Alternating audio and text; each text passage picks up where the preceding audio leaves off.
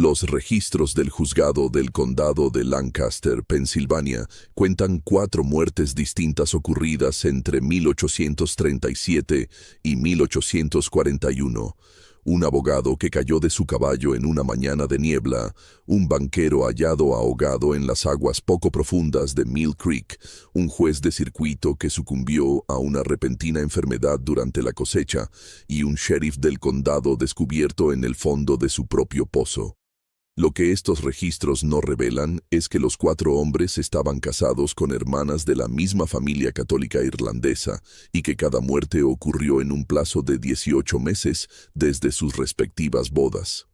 Las hermanas Brennan, Bridget, Catherine, Margaret y Sarah habían heredado la granja más grande del condado de Lancaster y estaban dispuestas a matar para conservarla intacta. Antes de continuar con la historia de la granja de la familia Brennan y las 4 viudas que se negaron a ser separadas, permítanme contarles sobre el verano de 1836, cuando todo cambió para las hermanas Brennan y una conversación a la luz de las velas selló el destino de 4 hombres prominentes.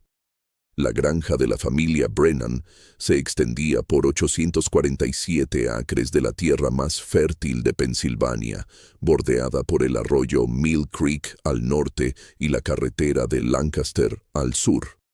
Patrick Brennan, quien había llegado del condado de Cork sin más que su determinación y un profundo odio por los terratenientes ingleses, había pasado 37 años construyendo su dinastía americana.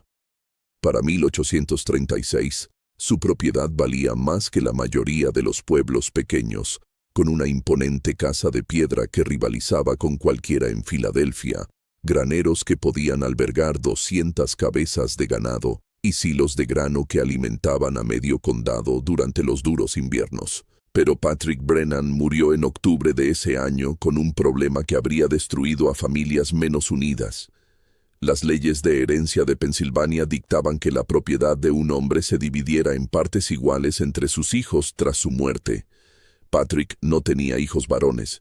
Sus 4 hijas, Bridget, de 28 años, Catherine, de 26, Margaret, de 24, y Sarah, de 21, se enfrentaban a la perspectiva de ver el trabajo de toda una vida de su padre fragmentado en pedazos sin valor, vendidos para satisfacer a acreedores y recaudadores de impuestos. Las hermanas habían crecido sabiendo que este día llegaría. Patrick les había inculcado la importancia de la tierra, contándoles historias del desalojo de su abuelo de suelo irlandés, de familias dispersadas a los 4 vientos cuando la propiedad cambiaba de manos. La tierra no es solo polvo y piedras, solía decir, con su acento aún marcado tras décadas en América. La tierra es su sangre, su futuro, su alma misma. Pierdan la tierra y perderán todo lo que las hace ser quienes son. En el Lancaster de 1836, tales sentimientos tenían un peso inmenso. Los granjeros alemanes e irlandeses que se habían asentado allí entendían la naturaleza sagrada de la propiedad de una manera que los nuevos americanos, aquellos cuyas familias siempre habían poseído tierras, nunca podrían comprender. Pero entender la importancia de conservar la tierra y lograrlo eran 2 desafíos muy diferentes. Las hermanas Brennan no eran mujeres de campo ordinarias. Bridget, la mayor, poseía una inteligencia aguda que había aprendido a ocultar tras sonrisas recatadas y miradas bajas. Podía calcular el interés compuesto más rápido que la mayoría de los banqueros y había estado manejando en secreto los libros de la granja desde que la vista de su padre comenzó a fallar. Catherine había heredado el don de su padre para leer a las personas, para sentir sus debilidades y deseos con una precisión casi sobrenatural. Margaret poseía una belleza etérea que hacía que los hombres olvidaran sus propios nombres, combinada con una practicidad implacable que su rostro angelical ocultaba a la perfección. Sarah, la menor, había sido bendecida con una voz que podía encantar a los pájaros y un talento para interpretar cualquier papel que la situación requiriera. Juntas, formaron una conspiración de supervivencia que haría historia en el condado de Lancaster. Aunque la verdadera naturaleza de su pacto permanecería oculta durante casi un siglo, el plan surgió durante las largas noches que siguieron al funeral de su padre, cuando las hermanas se reunían en la cocina a la luz de una lámpara para enfrentar su futuro. Los impuestos sobre la propiedad por sí solos consumirían sus ahorros en 2 años. El matrimonio, la solución tradicional para las mujeres sin propiedades, las dispersaría en diferentes hogares con diferentes apellidos y lealtades. Pero, ¿y si el matrimonio pudiera servir a sus propósitos en lugar de destruirlos? «Permaneceremos juntas», declaró Bridget una noche de noviembre, mientras la escarcha cubría las ventanas y el fuego proyectaba sombras danzantes en las paredes de piedra. «Cueste lo que cueste, permaneceremos juntas y mantendremos la granja intacta». «La ley dice otra cosa», señaló Margaret, siempre práctica. «La ley», dijo Catherine lentamente, «puede ser influenciada». Fue Sara quien pronunció las palabras que las condenaría a todas. Los hombres mueren, hermanas, los maridos mueren, y las viudas lo heredan todo. La primera muerte ocurrió el 15 de marzo de 1838, apenas 14 meses después del funeral de Patrick Brennan y 6 meses después de la boda de Bridget con Thomas Hennessy, el abogado más prominente del condado de Lancaster. Hennessy había sido una elección lógica. Un exitoso abogado católico irlandés de unos 40 años, viudo y sin hijos, un hombre lo suficientemente rico como para pagar los impuestos de la propiedad Brennan sin pestañear y lo bastante influyente como para ayudar a reestructurar las obligaciones legales de la familia. Su cortejo había sido breve pero intenso. Hennessy, que había sido soltero durante 3 años desde la muerte de su primera esposa por tuberculosis, se encontró completamente hechizado por la combinación de belleza e inteligencia de Bridget. Ella podía discutir precedentes legales con la misma facilidad con la que planeaba cenas elaboradas. Se reía de sus historias de victorias en los tribunales y escuchaba con atención sus sueños de postularse para juez del condado. A los 2 meses de su primer encuentro en la misa dominical, Thomas Hennessy estaba convencido de que Bridget Brennan era la respuesta a sus solitarias plegarias. La boda tuvo lugar en diciembre de 1837, un evento grandioso que anunció a la sociedad del condado de Lancaster que la fortuna de la familia Brennan estaba asegurada. Hennessy se mudó a la casa de piedra de la granja, llevando consigo no solo su considerable riqueza, sino también su experiencia legal para reestructurar la propiedad en beneficio de las 4 hermanas. El acuerdo era complicado pero legal, un fideicomiso familiar que mantenía la tierra intacta mientras garantizaba la seguridad futura de cada hermana. Pero Thomas Hennessy había subestimado las verdaderas prioridades de su nueva esposa. A las pocas semanas de la boda, comenzó a notar patrones inquietantes. Bridget parecía más interesada en el bienestar de sus hermanas que en su matrimonio. Insistió en que Catherine, Margaret y Sara continuaran viviendo en la casa principal, convirtiendo lo que debería haber sido un período de luna de miel en una prolongada reunión familiar. Cuando Hennessy sugirió que los recién casados podrían beneficiarse de algo de privacidad, la respuesta de Bridget fue rápida y fría. «Mis hermanas son mi sangre, Thomas. Ellas se quedan». La tensión aumentó cuando Hennessy descubrió que Bridget había estado usando sus contactos legales para investigar la situación financiera de varios solteros prominentes del condado de Lancaster. Cuando la confrontó, ella afirmó que simplemente estaba velando por el futuro de sus hermanas. Pero Hennessy sintió algo más calculador en su comportamiento. La mañana del 15 de marzo comenzó con una discusión. Hennessy había recibido una oferta para comprar un bufete de abogados en Filadelfia, una oportunidad que impulsaría considerablemente su carrera, pero que requería abandonar el condado de Lancaster. Cuando le presentó la idea a Bridget durante el desayuno, su reacción fue inmediata y vehemente. «No nos vamos», dijo ella secamente, sin levantar la vista de su avena. «Este es nuestro futuro, Bridget. Una oportunidad de construir algo más grande que un bufete de abogados de pueblo. Nuestro futuro está aquí, Esta tierra, esta granja, mis hermanas. Tus hermanas pueden visitarnos en Filadelfia. Incluso pueden venir a vivir con nosotros una vez que se casen. Bridget finalmente lo miró, y Hennessy le dijo más tarde a su asistente legal que su expresión lo había asustado. No lo entiendes, ¿verdad, Thomas? No nos vamos. No nos separamos. Nunca. La discusión continuó mientras Hennessy se preparaba para cabalgar hacia su oficina en la ciudad de Lancaster. La mañana estaba envuelta en una densa niebla, inusual para marzo, pero no sin precedentes en el impredecible clima primaveral de Pensilvania. Los vecinos informaron más tarde haber escuchado voces elevadas provenientes de la casa Brennan, aunque la niebla amortiguaba las palabras específicas.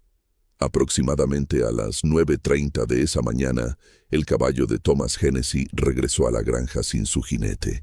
El animal sudaba profusamente, con los ojos desorbitados por lo que parecía ser terror. Bridget organizó de inmediato un grupo de búsqueda. Su angustia parecía genuina y abrumadora.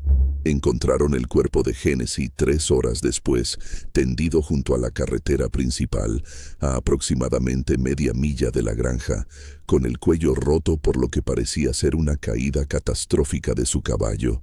El forense del condado, el Dr. James Mallister, realizó un examen exhaustivo. Las heridas eran consistentes con una caída de caballo, un cuello roto, contusiones en el cráneo y hematomas que sugerían que el caballo había pisado el pecho de Hennessy después de arrojarlo. La niebla habría vuelto traicionero el camino familiar, y se sabía que la yegua de Hennessy era asustadiza, pero varios detalles inquietaron a quienes conocían bien a la pareja. Hennessy era un jinete experimentado que había recorrido esa misma ruta cientos de veces en todas las condiciones climáticas. Más desconcertante fue el estado del caballo a su regreso. El animal mostraba signos de agitación extrema que parecían excesivos para una simple caída.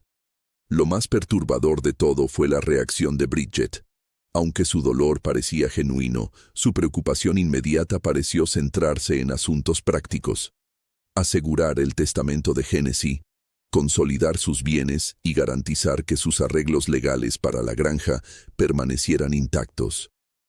El funeral atrajo a cientos de dolientes.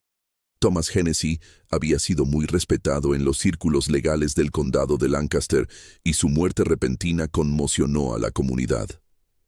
Bridget interpretó a la perfección el papel de viuda afligida, aceptando las condolencias con las lágrimas y la dignidad apropiadas. Pero los más cercanos a la familia notaron que sus hermanas parecían menos dolientes y más como el séquito de una mujer que había completado con éxito una tarea difícil.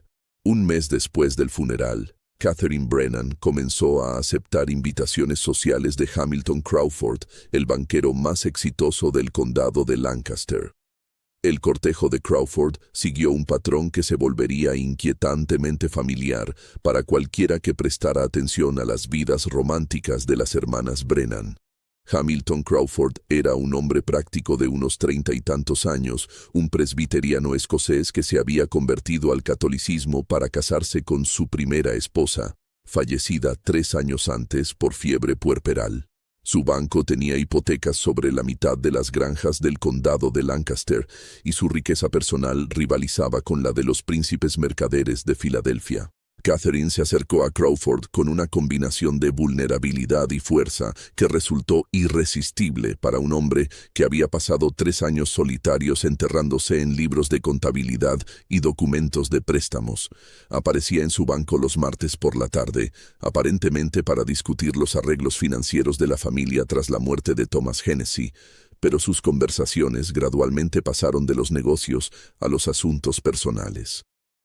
«Me preocupo por mis hermanas», confió Catherine durante una de estas reuniones, su voz con el tono justo de preocupación. «Bridget todavía está de luto, por supuesto, pero Margaret y Sarah necesitan guía, protección. Una mujer sola en este mundo enfrenta tantos peligros». Crawford, que no tenía hermanos y a menudo se había preguntado cómo se sentiría la lealtad familiar, se sintió atraído por la devoción de Catherine hacia sus hermanas. Aquí había una mujer que entendía que los lazos de sangre trascendían todas las demás consideraciones, una cualidad rara en su experiencia. Su compromiso, anunciado en agosto de 1838, no sorprendió a nadie que hubiera observado la transformación de Crawford de viudo afligido a pretendiente embelesado. La boda tuvo lugar en octubre, exactamente un año después de la muerte de Patrick Brennan y 7 meses después del funeral de Thomas Hennessy. Crawford se mudó a la granja, trayendo consigo no solo su considerable riqueza, sino también su experiencia en gestión financiera. Al igual que Hennessy antes que él, reestructuró los arreglos de la propiedad para proporcionar seguridad adicional a las 4 hermanas, sin cuestionar nunca la insistencia de Catherine en que la familia permaneciera unida. Pero Hamilton Crawford era un hombre más metódico que Thomas Hennessy, y sus instintos de banquero lo llevaron a notar patrones que un abogado podría pasar por alto. A las pocas semanas de la boda, comenzó a llevar un diario privado registrando observaciones que resultarían proféticas. 3 de noviembre de 1838. Catherine insiste en mantener cuentas separadas para la herencia de cada hermana de su padre. Dice que es temporal hasta que todas se casen, pero Margaret no muestra interés en los pretendientes a pesar de su evidente belleza. Sarah desalienta activamente a los hombres que la visitan.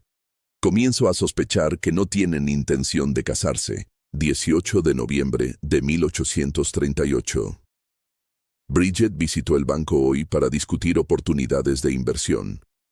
Su conocimiento del interés compuesto y los valores de la propiedad supera al de la mayoría de los hombres de negocios.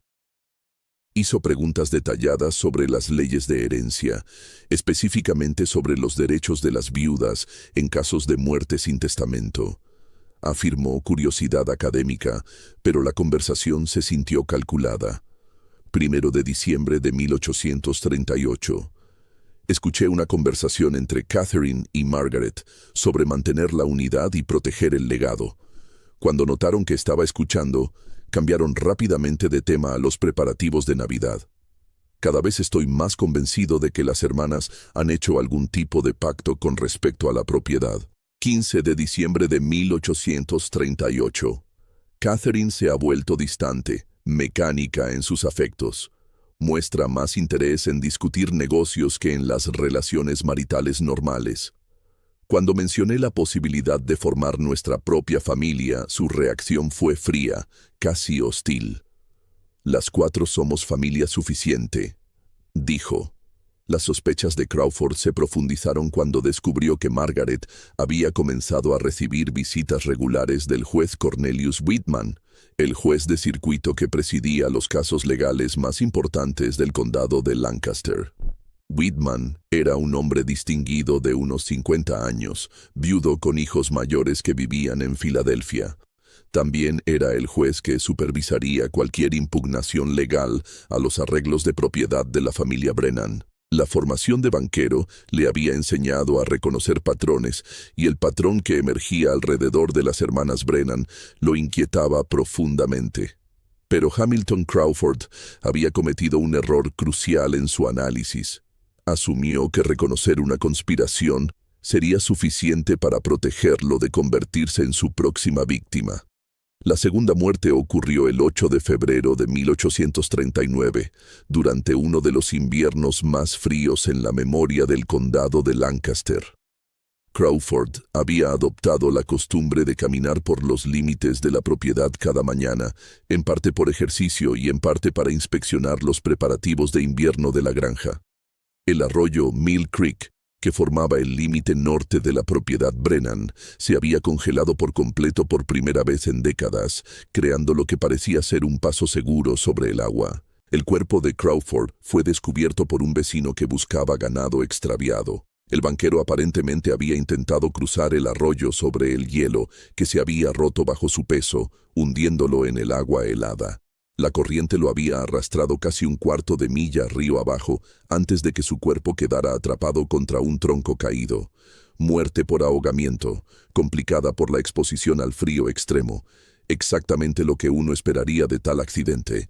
Pero Crawford había dejado atrás su diario, escondido en su caja fuerte personal en el banco. La última entrada, fechada el 7 de febrero, revelaba la profundidad de sus sospechas. Catherine sabe que sospecho algo. Su comportamiento se ha vuelto cada vez más errático. Insiste en acompañarme a todas partes. Dice que está preocupada por mi seguridad, pero su preocupación se siente más como vigilancia. He decidido enfrentarla mañana sobre mis sospechas con respecto a la muerte de Thomas Hennessy. Si algo me sucede, busquen a las hermanas. No son lo que parecen. El doctor Malister, que había examinado el cuerpo de Thomas Hennessy el año anterior, encontró la muerte de Crawford igualmente sencilla desde una perspectiva médica. El ahogamiento en agua helada era un peligro invernal común en la Pensilvania rural. El hielo en Mill Creek, aunque parecía sólido, había sido debilitado por un manantial subterráneo que creaba puntos delgados e impredecibles. El cuerpo de Crawford no mostraba signos de violencia, ninguna herida defensiva, ninguna indicación de que su muerte fuera otra cosa que un trágico accidente. El dolor de Catherine parecía tan genuino como lo había sido el de Bridget, pero los observadores notaron que ambas viudas parecían más preocupadas por asuntos prácticos que por la devastación emocional. A los pocos días del funeral de Crawford, se estaban reuniendo con abogados y funcionarios bancarios, asegurándose de que la seguridad financiera de la familia permaneciera intacta. El patrón se estaba volviendo claro para cualquiera que estuviera dispuesto a verlo, pero en una comunidad que respetaba la santidad del matrimonio y la tragedia de la viudez temprana, pocos estaban preparados para expresar sus sospechas en voz alta. El compromiso de Margaret Brennan con el juez Cornelius Whitman se anunció 6 semanas después del funeral de Hamilton Crawford. El juez Cornelius Whitman representaba la cúspide de la sociedad del condado de Lancaster, un hombre cuyas decisiones legales afectaban a miles de vidas y cuya posición social abría puertas en toda Pensilvania. A sus 53 años, imponía respeto en los tribunales desde Filadelfia hasta Pittsburgh, y su nombramiento en el Tribunal de Circuito se consideraba un trampolín hacia puestos judiciales más altos, posiblemente incluso la Corte Suprema del Estado. La conquista del juez por parte de Margaret demostró una sofisticación que superaba incluso las campañas anteriores de sus hermanas. En lugar del enfoque directo que Catherine había usado con Crawford o la asociación intelectual que Bridget había cultivado con Hennessy, Margaret empleó lo que solo podría describirse como una campaña de vulnerabilidad estratégica. Apareció por primera vez en la sala del tribunal de Beadman en marzo de 1839, buscando ostensiblemente asesoramiento sobre la ley de propiedad relacionada con el patrimonio de su padre. Su belleza era innegable, pero lo que capturó la atención de Beadman fue su aparente inocencia en asuntos legales, combinada con una inteligencia que hacía que sus preguntas fueran inesperadamente perspicaces. Parecía una flor protegida que, sin embargo, poseía una aguda comprensión del mundo que la rodeaba. «Me temo que no entiendo estas complicaciones de herencia, su señoría», dijo durante su primera conversación privada, con sus ojos azules muy abiertos por una aparente confusión. «Mis hermanas y yo simplemente queremos honrar los deseos de nuestro padre, pero la ley parece diseñada para destruir familias en lugar de protegerlas». Beadman, que había pasado décadas lidiando con parientes codiciosos y testamentos impugnados, encontró refrescante la lealtad familiar de Margaret. Aquí había una joven que anteponía los lazos de sangre a la ambición personal, que buscaba orientación legal no para beneficio propio, sino para proteger el bienestar de sus hermanas. Sus conversaciones se expandieron gradualmente, más allá de los asuntos legales, para abarcar la literatura, la filosofía y las propias experiencias del juez con la pérdida. Su esposa había muerto 5 años antes y sus hijos se habían dispersado por ciudades lejanas, dejándolo cada vez más aislado. La estrategia de Margaret fue la paciencia misma. Nunca presionó para tener reuniones personales, nunca sugirió un interés romántico. Nunca pareció ser otra cosa que una joven agradecida que buscaba la guía de un respetado anciano.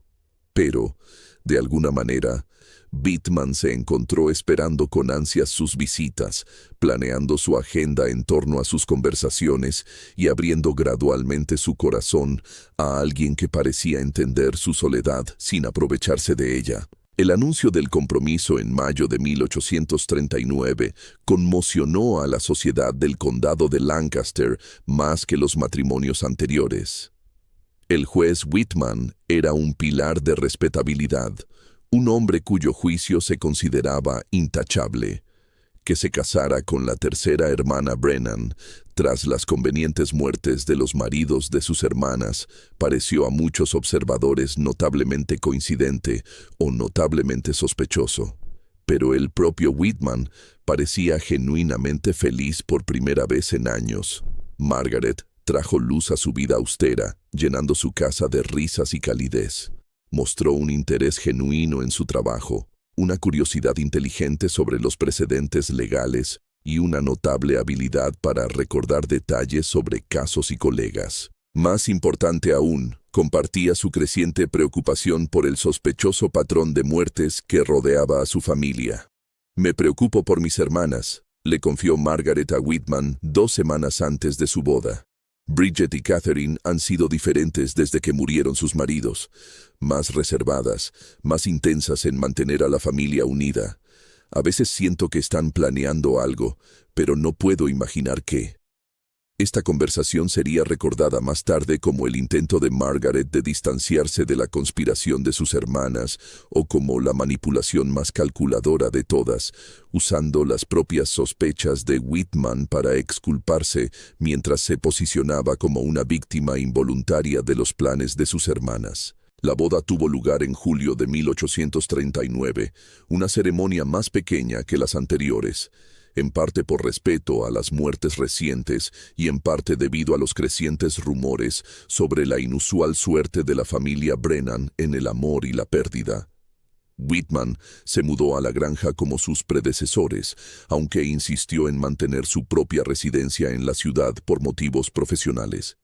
Este arreglo significaba que pasaba los días de semana en la granja y regresaba a Lancaster para las sesiones del tribunal. La formación legal del juez lo convirtió en un observador más cuidadoso que Hennessy o Crawford.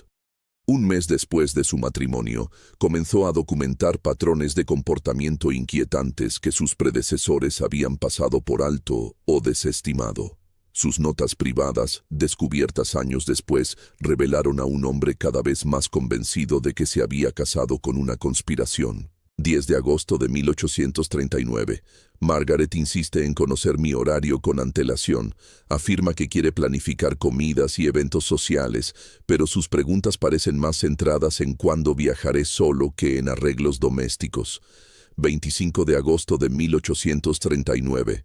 Escuché a Bridget y Catherine discutir el arreglo final y completar el plan. Cuando entré en la habitación, cambiaron de tema de inmediato. La reacción de Margaret fue extraña. Parecía asustada en lugar de curiosa. 2 de septiembre de 1839. Encontré a Margaret examinando mi testamento y mis documentos de seguro. Afirmó que estaba tratando de entender la terminología legal, pero sus preguntas fueron sorprendentemente sofisticadas. Comienzo a sospechar que sabe más de leyes de lo que aparenta. 15 de septiembre de 1839. Confrontación directa con Margaret sobre mis sospechas con respecto a sus hermanas. Su respuesta fue inmediata. Lágrimas y protestas de inocencia, pero algo en su reacción se sintió ensayado. O es una víctima de los planes de sus hermanas, o es mejor actriz de lo que imaginaba. La posición del juez Whitman le dio acceso a información que sus predecesores no tenían. Silenciosamente comenzó a investigar las muertes de Thomas Hennessy y Hamilton Crawford, solicitando copias de los informes del forense y entrevistando a testigos. Lo que descubrió lo perturbó profundamente. Ambos hombres habían muerto en momentos en que se sabía que estaban en conflicto con sus esposas por abandonar el condado de Lancaster. Ambas muertes habían ocurrido en circunstancias que, aunque parecían accidentales, mostraban evidencia de una cuidadosa sincronización y oportunidad. Lo más preocupante de todo es que ambos hombres habían realizado cambios recientes en sus testamentos que favorecían enormemente a sus esposas y, por extensión, a toda la familia Brennan. Pero la investigación de Whitman reveló algo más. No era la única persona que hacía preguntas sobre las hermanas Brennan. Un investigador privado llamado Daniel Murphy había estado haciendo averiguaciones discretas por el condado de Lancaster, afirmando representar a partes interesadas, preocupadas por el patrón de muertes. Las preguntas de Murphy se centraban en los arreglos financieros de las hermanas, sus relaciones con los líderes empresariales locales y sus futuros planes de matrimonio. Cuando Whitman intentó contactar a Murphy directamente, descubrió que el investigador ya se había ido del condado de Lancaster, pero no sin antes entrevistar a varios testigos clave y solicitar copias de los registros públicos relacionados con la propiedad Brennan. Alguien fuera de la familia estaba empezando a reconstruir la verdad sobre la conspiración de las hermanas. El 30 de octubre de 1839, el juez Whitman tomó la decisión que lo salvaría o lo condenaría. Confrontó a Margaret directamente sobre sus descubrimientos y exigió saber la verdad sobre la participación de sus hermanas en la muerte de sus maridos. La respuesta de Margaret determinaría si la cuarta hermana Brennan era una co-conspiradora o simplemente otra víctima de la despiadada determinación de su familia por permanecer unida. La confrontación entre el juez Whitman y Margaret tuvo lugar en el salón de la granja en una noche lluviosa, mientras Catherine y Sarah habían viajado a la ciudad de Lancaster por suministros, dejando a los recién casados solos por primera vez en semanas. Whitman había planeado el momento cuidadosamente, entendiendo que el comportamiento de su esposa cambiaba drásticamente cuando sus hermanas estaban presentes en comparación con cuando estaban ausentes. Margaret, comenzó, su voz con la autoridad de décadas en el banquillo. Sé lo que han hecho tus hermanas. La pregunta ahora es si eres su cómplice o su próxima víctima. La reacción de Margaret fue inmediata y visceral. Se desplomó en una silla. Su rostro perdió todo color. Sus manos temblaban mientras se las llevaba a la boca. Durante varios minutos no dijo nada, mirando a su esposo con una expresión que combinaba terror, alivio y algo que podría haber sido gratitud. He estado esperando que alguien lo descubriera, susurró finalmente.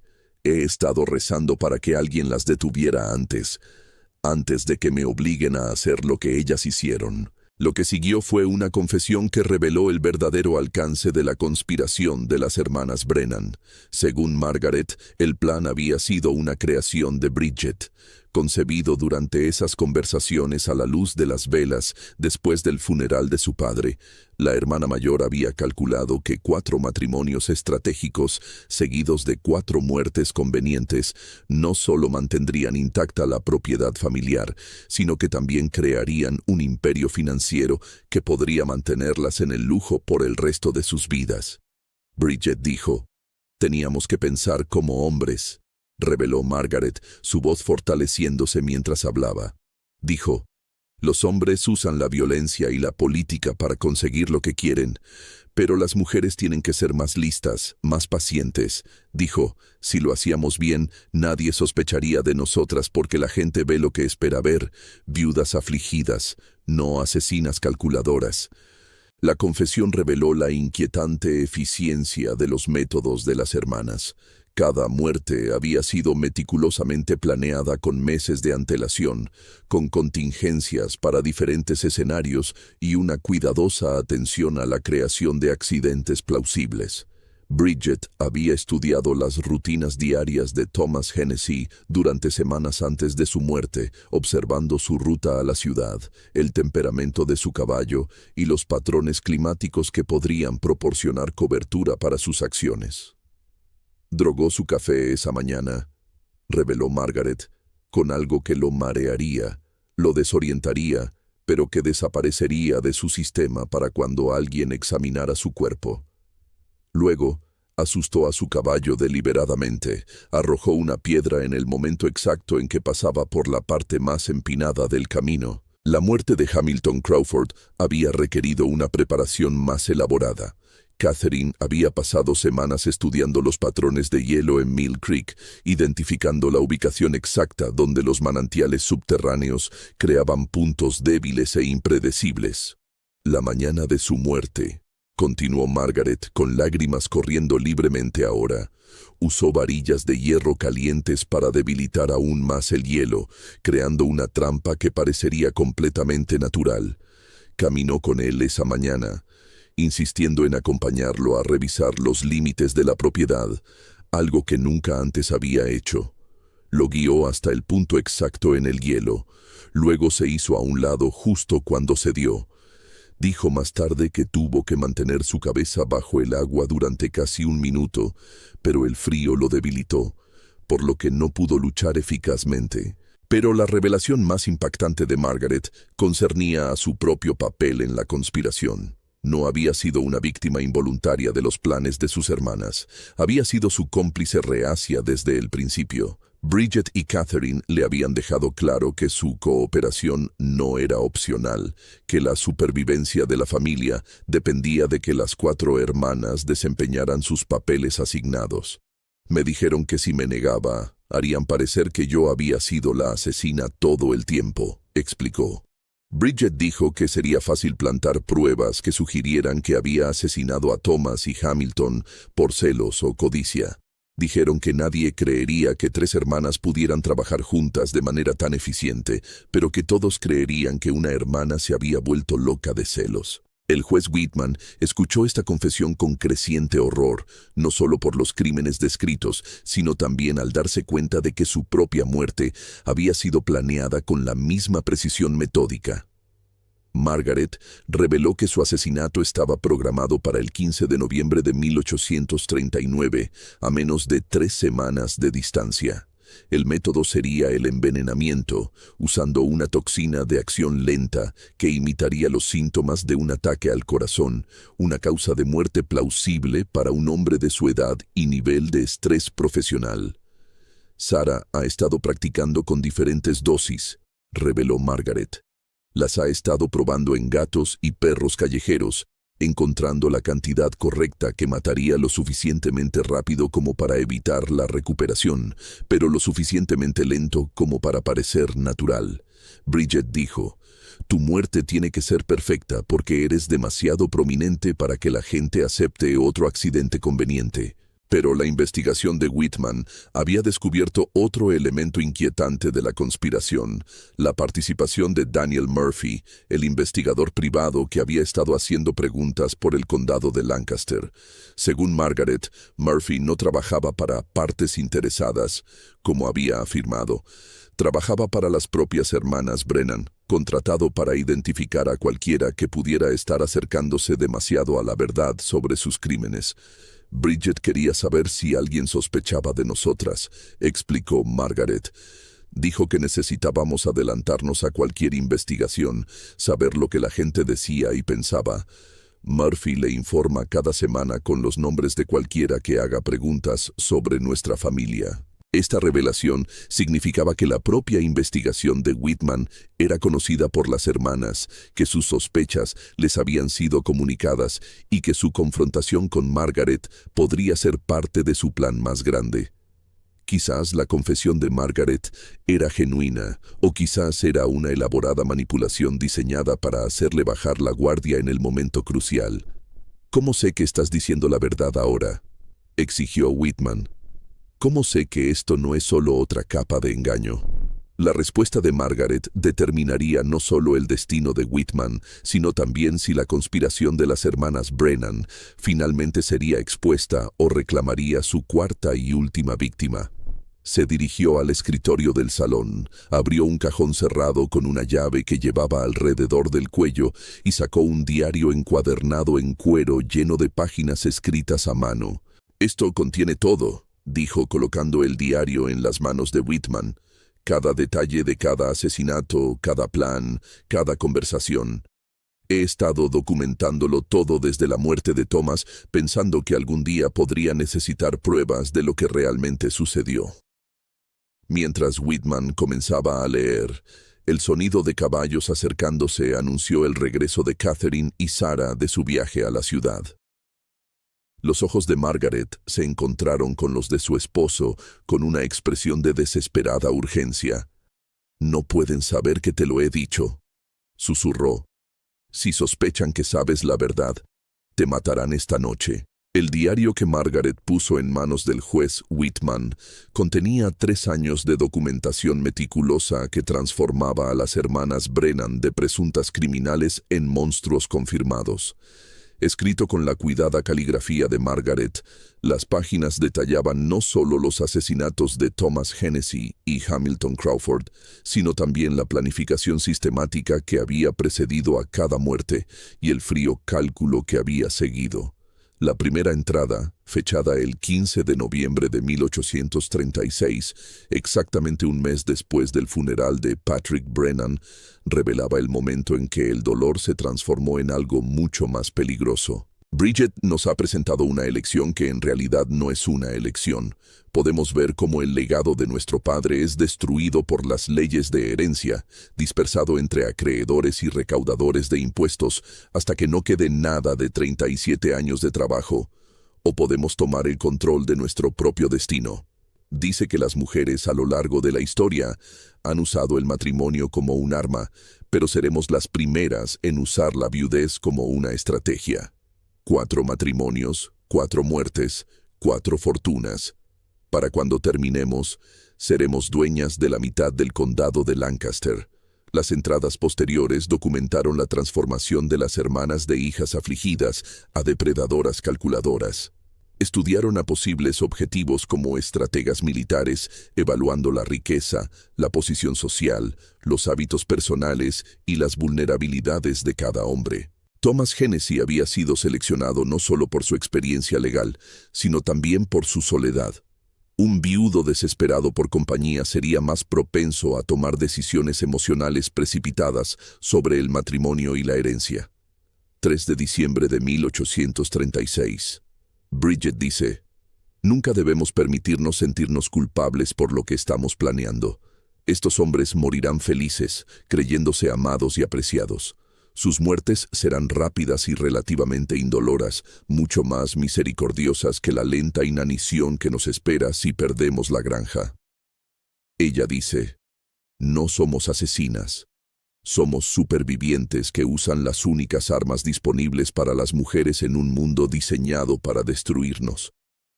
Pero el diario también revelaba el costo psicológico de su conspiración.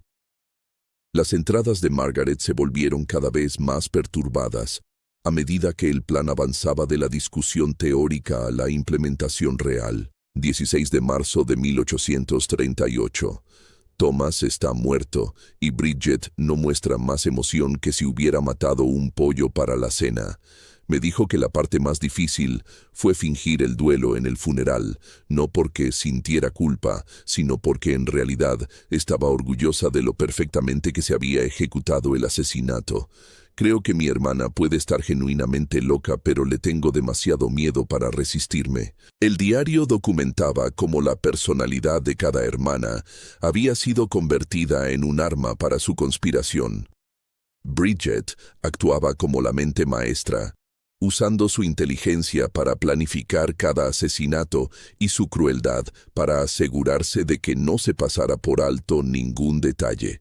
Catherine funcionaba como la manipuladora emocional, capaz de leer las debilidades de los hombres y explotarlas con precisión quirúrgica. Sarah se había convertido en su recolectora de información y, cuando era necesario, en su verdugo. Su apariencia juvenil y su dulce voz la convertían en la persona perfecta para administrar veneno sin despertar sospechas. El papel de Margaret, según su propia documentación, era el de la cómplice reacia que proporcionaba legitimidad a su conspiración. Su angustia genuina y su aparente inocencia hacían imposible que los observadores creyeran que las 4 hermanas pudieran ser igualmente culpables. Ella servía como su coartada involuntaria, la hermana cuyo evidente malestar con la situación convencía a la gente de que al menos un miembro de la familia era inocente. 20 de julio de 1839. Cornelius sospecha cada día más, haciendo preguntas sobre Thomas y Hamilton que no puedo responder sin revelar la verdad. Bridget dice que esto siempre fue parte del plan, que mi matrimonio con un juez eventualmente nos obligaría a ser más cuidadosas, pero que también nos daría protección contra un proceso legal.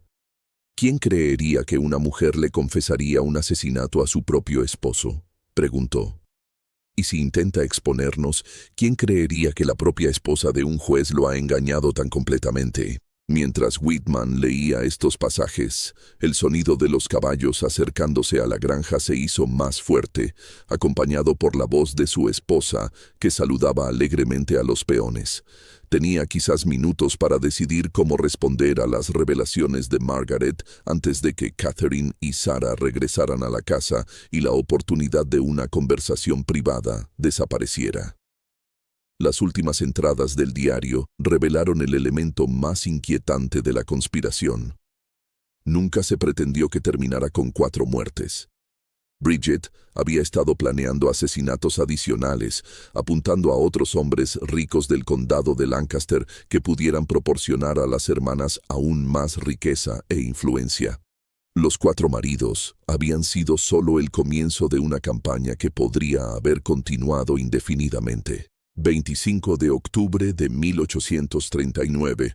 Bridget se ha estado reuniendo con Murphy, el investigador, para expandir nuestras actividades a los condados vecinos. Dice que podríamos crear una red de viudas, todas trabajando juntas para eliminar sistemáticamente a hombres ricos en toda Pensilvania. Imagina un futuro en el que mujeres como nosotras controlen porciones significativas de la riqueza del Estado, usando el matrimonio y el asesinato como herramientas de revolución contra el dominio masculino. Pero el diario también contenía información que podría salvar la vida de Whitman y exponer la conspiración.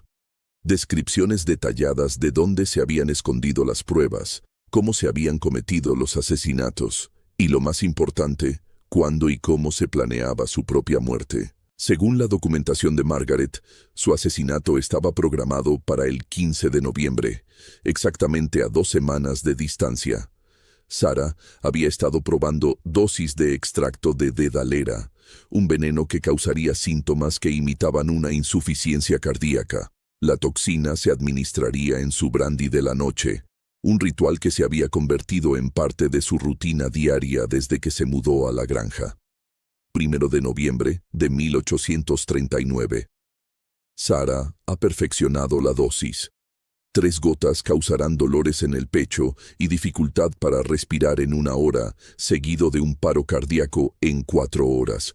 Los síntomas serán indistinguibles de una insuficiencia cardíaca natural y la toxina será indetectable en su sistema en 24 horas. Bridget dice, mi actuación como la viuda afligida será crucial. Debo parecer devastada, pero no sorprendida, ya que todos conocen el estrés de las responsabilidades judiciales de Cornelius. A medida que las voces de Catherine y Sarah se acercaban a la casa, Whitman tomó la decisión más importante de su carrera. Cerró el diario, miró a los ojos aterrorizados de Margaret y susurró las palabras que los salvarían a ambos o asegurarían su destrucción mutua. Mañana por la mañana, cabalgaré a Filadelfia para reunirme con investigadores federales. Vendrás conmigo y les contarás todo lo que me has contado esta noche. La respuesta de Margaret reveló si realmente buscaba la redención o simplemente estaba jugando la última carta en el elaborado juego de su hermana. Nos matarán a ambos antes de que lleguemos al límite del condado. Bridget ha estado planeando esta posibilidad desde el día en que comenzamos.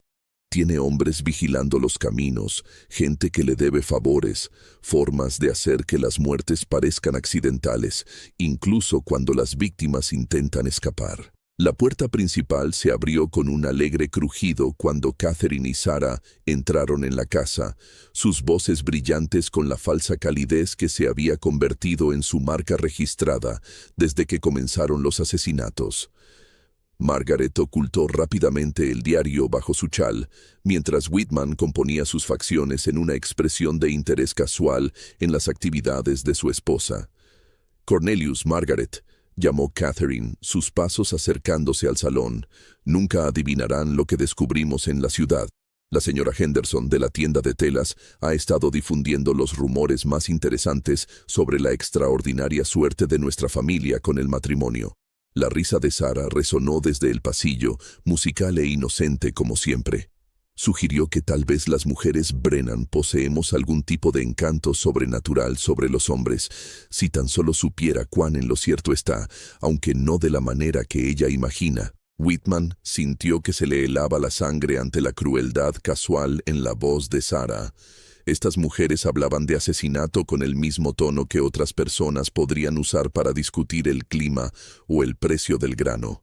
La mano de Margaret encontró la suya debajo de la mesa, sus dedos temblando con lo que esperaba fuera miedo genuino en lugar de una actuación calculada. «¿Qué le dijiste a la señora Henderson?», preguntó Margaret, su voz notablemente firme a pesar del terror en sus ojos. Catherine apareció en el umbral del salón, su sonrisa radiante y depredadora. «Le dije que las mujeres Brennan siempre hemos entendido la importancia de cuidar a los hombres que amamos. Nos aseguramos de que nunca les falte nada, nunca tengan motivos para ser infelices y nunca tengan que preocuparse por envejecer y volverse una carga». La implicación era lo suficientemente clara como para hacer que las manos de Whitman se cerraran involuntariamente. Estas mujeres veían el asesinato no como un crimen, sino como una forma de misericordia, una manera de preservar la felicidad de sus víctimas, asegurándose de que murieran mientras aún eran amadas y prósperas. Era una racionalización tan retorcida que revelaba la verdadera profundidad de su locura. Sarah entró en el salón llevando un servicio de té, sus movimientos gráciles y domésticos. «Pensé que podríamos disfrutar de un refrigerio mientras discutimos las maravillosas noticias que Catherine y yo escuchamos en la ciudad. Juez Whitman estará particularmente interesado en esta información, dadas sus responsabilidades profesionales». El énfasis en su título llevaba un matiz de burla que sugería que las hermanas sabían exactamente cuánto había descubierto sobre sus actividades. Whitman se dio cuenta de que Daniel Murphy, su investigador privado, probablemente había informado cada una de sus preguntas, cada pesquisa, cada momento de sospecha a Bridget y sus co-conspiradoras. «¿Qué noticias serían esas?», preguntó Whitman, aceptando una taza de té mientras intentaba calcular si el líquido ya podría contener el extracto de dedalera que lo mataría. Catherine se acomodó en su silla favorita, la misma silla donde había planeado el asesinato de Hamilton Crawford 6 meses antes.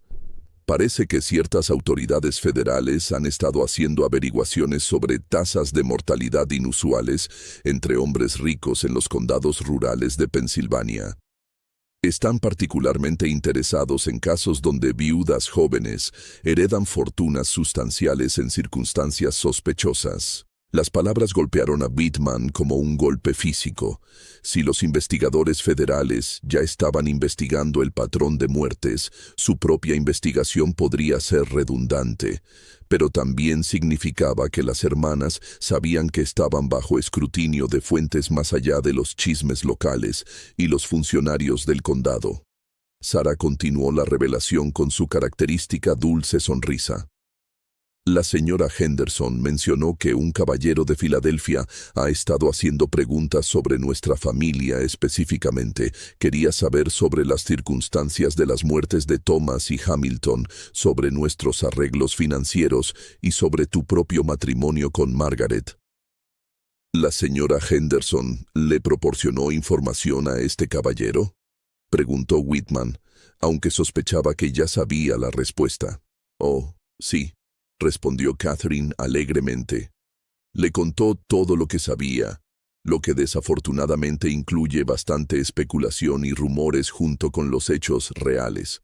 Pero ya sabes cómo son estos investigadores federales, Cornelius.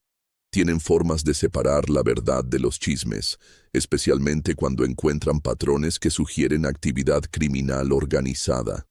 El agarre de Margaret en la mano de Whitman se intensificó hasta el punto del dolor.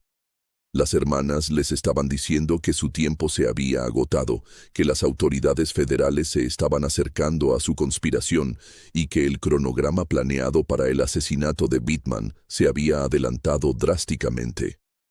La voz de Bridget resonó desde la cocina, llamando a sus hermanas para que se unieran a ella en una conversación privada.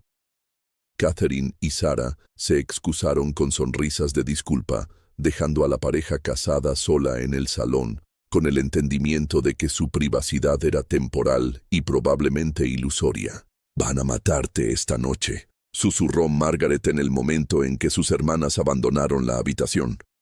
«La investigación federal ha forzado su mano. No pueden esperar hasta el 15 de noviembre si los investigadores ya están haciendo preguntas sobre muertes sospechosas».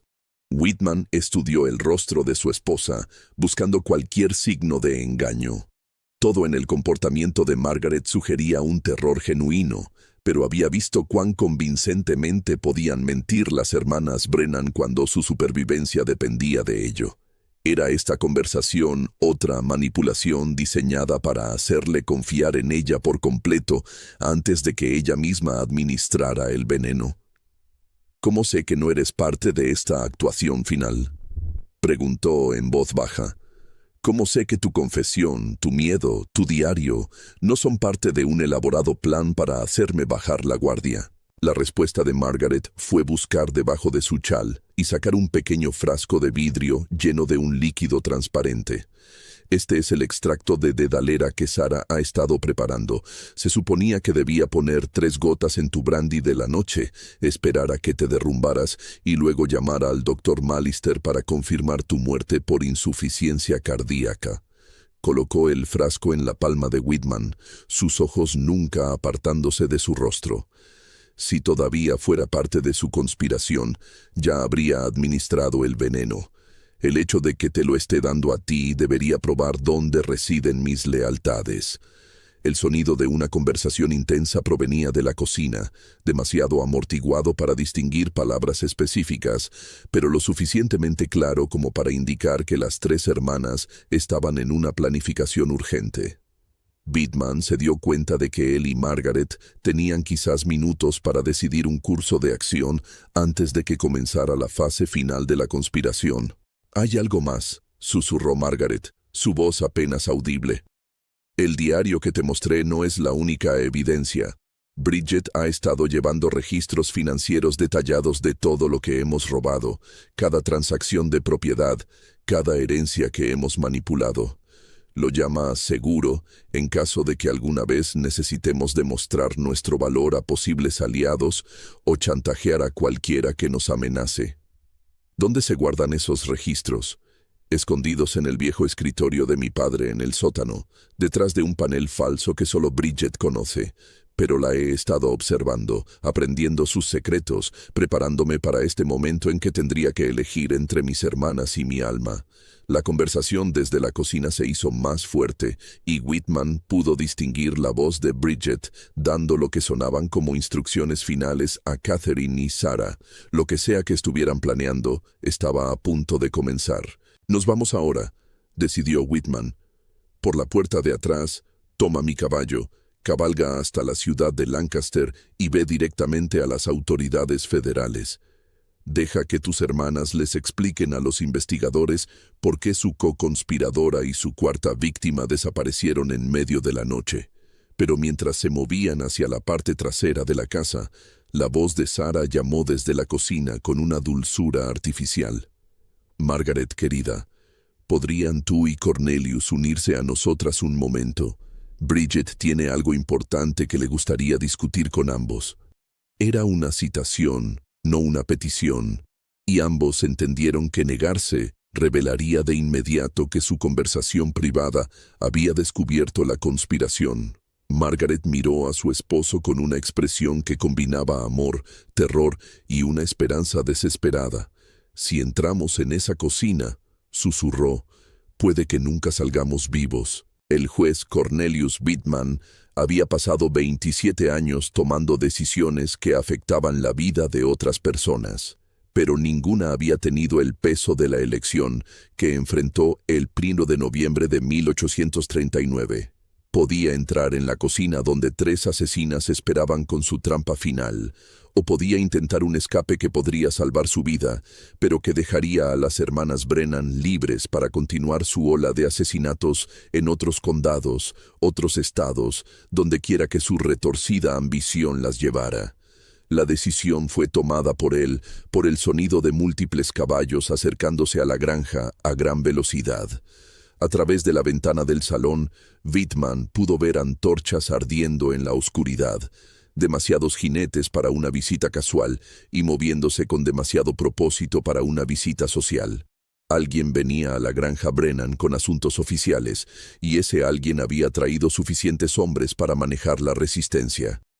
«Alguaciles federales», respiró Margaret, reconociendo el movimiento organizado de las fuerzas del orden incluso en la oscuridad. «Están aquí». Desde la cocina llegó el sonido de una actividad frenética. Sillas raspando, puertas de gabinetes cerrándose de golpe, conversaciones susurradas y urgentes. Las hermanas Brennan también habían visto a los jinetes que se acercaban y estaban implementando cualquier plan de emergencia que hubieran preparado para esta situación exacta. Bridget apareció en el umbral del salón, su habitual comportamiento sereno reemplazado por una fría eficiencia. «Cornelius, Margaret, necesitamos discutir nuestra historia antes de que esos hombres lleguen a la casa. Hay ciertas explicaciones que servirán a todos nuestros intereses y ciertas verdades que no beneficiarían a nadie». Incluso enfrentando un arresto inminente, Bridget Brennan intentaba controlar la narrativa, encontrar alguna manera de volver la situación a su favor. Whitman se dio cuenta de que esta mujer continuaría manipulando a las personas y las circunstancias hasta el momento en que le pusieran una soga alrededor del cuello.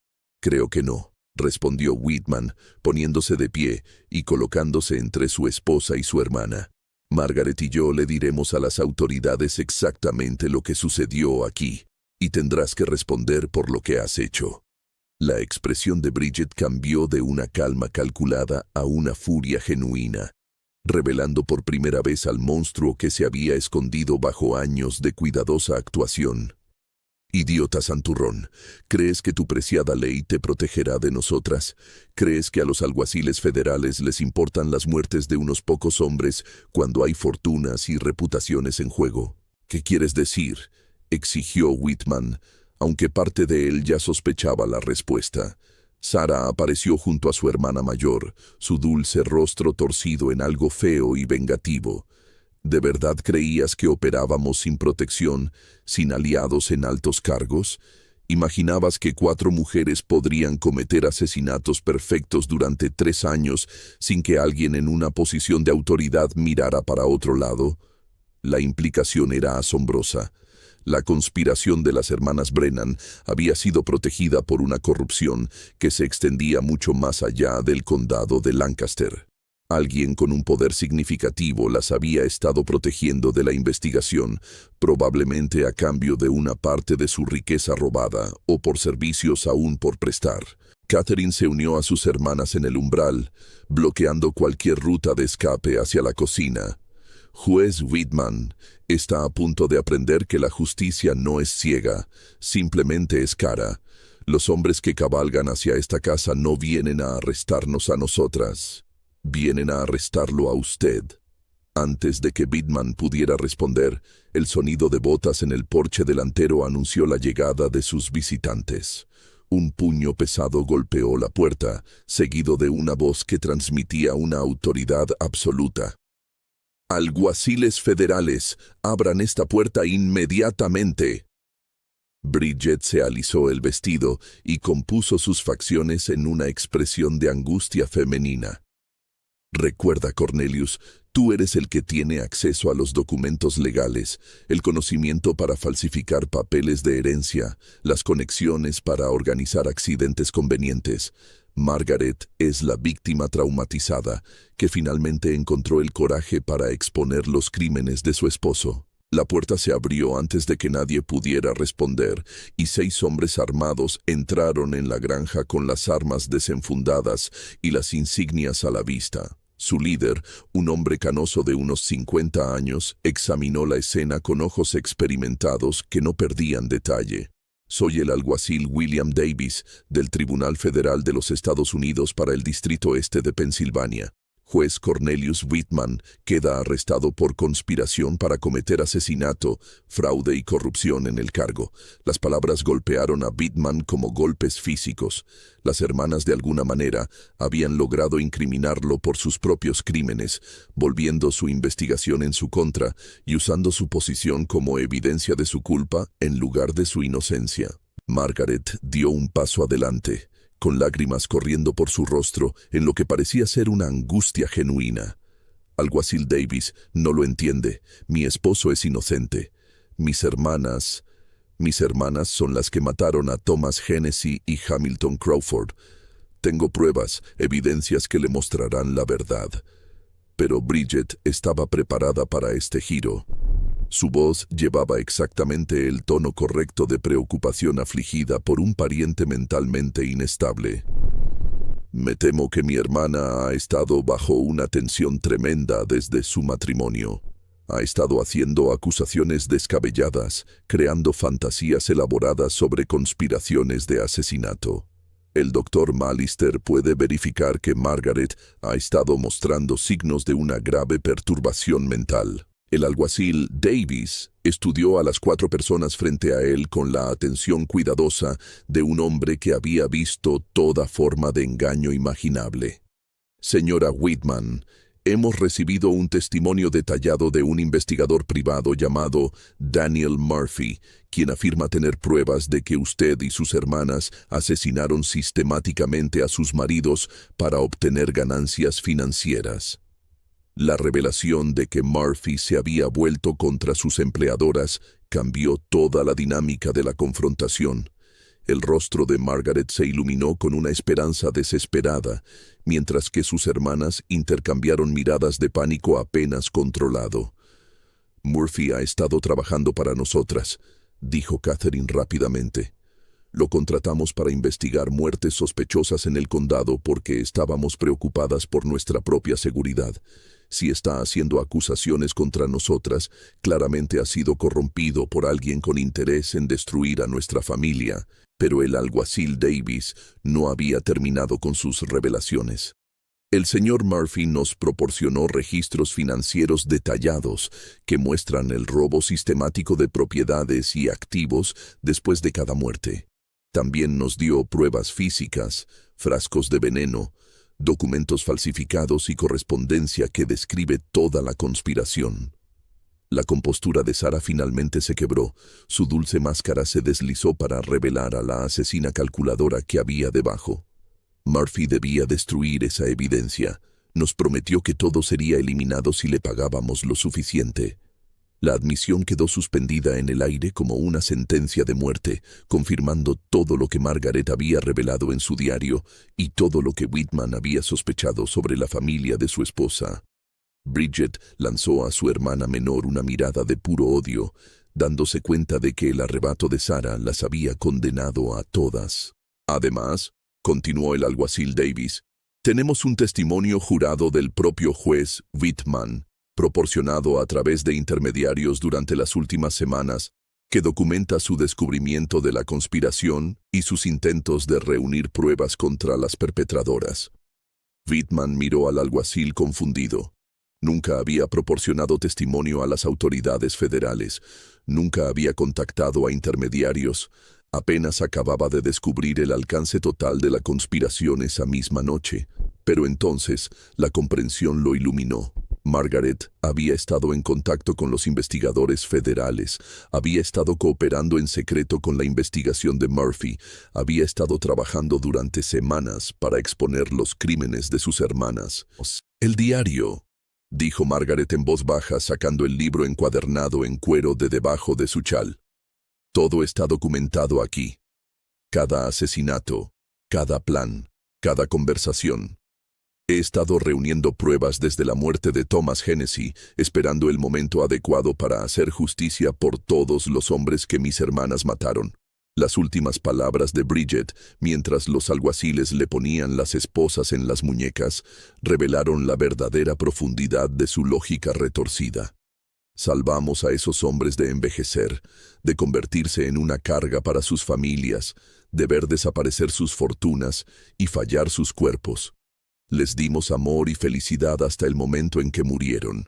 Fuimos asesinas misericordiosas, y la historia nos recordará como mujeres que se negaron a ser víctimas de un sistema diseñado para destruirnos. Mientras las hermanas Brennan eran llevadas para enfrentar un juicio en Filadelfia, el juez Whitman se dio cuenta de que el coraje de Margaret al exponer la conspiración no solo había salvado su vida, sino potencialmente docenas de otras vidas. Las hermanas, de hecho, habían estado planeando expandir sus operaciones más allá del condado de Lancaster, creando una red de viudas asesinas que podría haber operado durante décadas. El juicio que siguió se convirtió en uno de los casos criminales más sensacionales en la historia de Pensilvania. Bridget, Catherine y Sarah Brennan fueron declaradas culpables de múltiples cargos de asesinato y conspiración, convirtiéndose en las primeras mujeres en el estado en ser sentenciadas a muerte por tales crímenes. Fueron ahorcadas juntas el 15 de marzo de 1841, exactamente 3 años después del asesinato de Thomas Hennessy. A Margaret Brennan Whitman se le concedió inmunidad a cambio de su testimonio y cooperación. Ella y su esposo abandonaron Pensilvania inmediatamente después del juicio, estableciéndose en Ohio bajo nombres falsos. La granja Brennan fue vendida para pagar la restitución a las familias de las víctimas, y la casa de piedra que había albergado tanto mal fue finalmente demolida. Pero la historia de las hermanas Brennan tuvo un último y perturbador capítulo. Registros descubiertos años después revelaron que su conspiración, de hecho, se había extendido más allá del condado de Lancaster. Patrones similares de muertes sospechosas que involucraban a viudas jóvenes se documentaron en Maryland, Virginia y Delaware durante el mismo periodo, lo que sugiere que otras mujeres habían adoptado el modelo Brennan de matrimonio y asesinato. El caso estableció precedentes legales para investigar el crimen organizado que involucra a miembros de una familia y demostró que el mal podía florecer detrás de fachadas de respetabilidad y virtud femenina. También planteó preguntas sobre cuántas otras conspiraciones de este tipo podrían haber operado sin ser detectadas a lo largo de la historia estadounidense, ocultas por la renuencia de la sociedad a creer que las mujeres pudieran ser capaces de una violencia tan calculada. Justo cuando pensábamos que lo habíamos visto todo, el horror en el condado de Lancaster se intensifica. Si esta historia te está dando escalofríos, comparte este video con un amigo que ame los misterios oscuros. Presiona el botón de me gusta para apoyar nuestro contenido y no olvides suscribirte para no perderte nunca historias como esta. Descubramos juntos qué sucede a continuación. El legado de las hermanas Brennan pervivió en el creciente escrutinio del sistema legal sobre las muertes sospechosas que involucraban herencias y en la creciente conciencia del público de que los monstruos podían llevar rostros de ángeles. Su historia se convirtió en una advertencia sobre los peligros de asumir que los roles de género tradicionales proporcionaban protección contra el comportamiento criminal. Hoy, el sitio de la granja Brennan está ocupado por un centro comercial y pocos residentes del moderno condado de Lancaster conocen la oscura historia de la tierra bajo sus pies. Pero de vez en cuando los historiadores locales discuten el pasado de la zona, Alguien mencionará a las 4 hermanas que se negaron a ser separadas y a los 4 hombres que murieron por su retorcida visión de la lealtad familiar. Este misterio nos muestra que el mal a menudo se esconde detrás de rostros familiares y que los criminales más peligrosos son aquellos que entienden cómo explotar las expectativas y suposiciones de la sociedad. Las hermanas Brennan tuvieron éxito durante años precisamente porque nadie quería creer que 4 mujeres pudieran ser capaces de una brutalidad tan sistemática. ¿Qué piensas de esta historia?